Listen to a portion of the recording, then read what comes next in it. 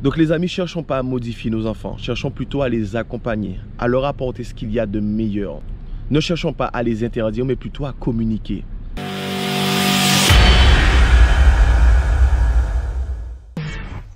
Tu sais, moi j'adore aller dans les parcs, observer les gens, observer les enfants, observer les parents. Vous savez que c'est en observant les gens qu'on apprend le plus sur l'être humain. Et en sachant le maximum de choses sur l'être humain, on parvient nous-mêmes à évoluer encore mieux. Et il y a une chose que je remarque souvent, c'est l'attitude des parents. Aujourd'hui, je vais te parler d'un sujet dont on parle peu. C'est le fait, en fin de compte, qu'on s'obstine. Inconsciemment, on veut que nos enfants soient parfaits. Et c'est la pire des erreurs qu'on puisse faire. C'est la meilleure façon, en fin de compte, de faire de notre enfant un mouton. Alors peut-être qu'à l'origine, il était un lion ou un loup, peu importe. Mais c'est la meilleure façon d'en faire un mouton. Et vous savez que la plupart du temps, ça commence par l'éducation. L'éducation que nous-mêmes, on a reçue. Et ça va commencer par tiens-toi bien, mange bien, prends une fourchette, prends pas tes mains, habille-toi bien, coiffe-toi bien. Et toutes ces choses-là. Toutes ces choses qu'on va dire à notre enfant pour qu'il paraisse bien. Le problème dans tout ça, les amis, et qu'on ne se rend pas compte, c'est que en ayant en fin de compte cette volonté de perfection pour nos enfants, on les empêche d'être eux-mêmes. On les empêche d'être ce qu'ils sont, puisque d'entrer avec ces petites phrases déjà, on est en train de leur dire que tu n'as pas le droit d'être imparfait. Donc ça crée des enfants dans un premier temps perfectionnistes. Et aujourd'hui, les perfectionnistes sont les gens qui vont nulle part. Parce que c'est des gens qui se disent, tant que c'est pas bien, je ne fais pas. Et comme ce n'est jamais bien, ben on fait jamais.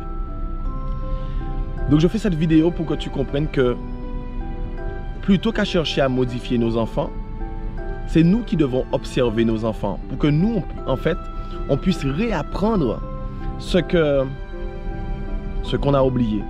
Ce qu'on a oublié parce qu'en fait, on s'est laissé modifier par la société. Et en fait, il n'y a pas meilleure façon, en fin de compte, de s'oublier soi-même.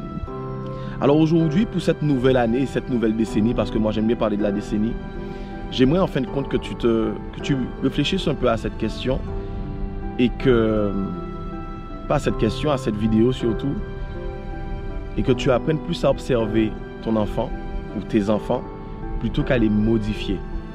Parce qu'en tant que parents, nous ne sommes pas là pour imposer à nos enfants des choses. Nous sommes là pour les accompagner en fonction de notre expérience et de ce qu'on sait. Mais ce qu'il faut savoir, c'est que nos enfants également ont leur expérience à faire. Et nous sommes là en tant qu'accompagnateurs. Ok? Un enfant est un mari, est une femme, est un papa, est une maman à en devenir. Donc comprends en fin de compte que lorsque tu élèves un enfant, tu n'élèves pas juste un enfant. Tu élèves un futur papa ou une future maman. Quelqu'un qui lui-même est amené à devenir un adulte, une personne, un être, peu importe. Ok? Donc les amis, cherchons pas à modifier nos enfants, cherchons plutôt à les accompagner, à leur apporter ce qu'il y a de meilleur. Ne cherchons pas à les interdire, mais plutôt à communiquer, à les transmettre ce qu'il y a de meilleur en nous et à leur transmettre nos échecs aussi.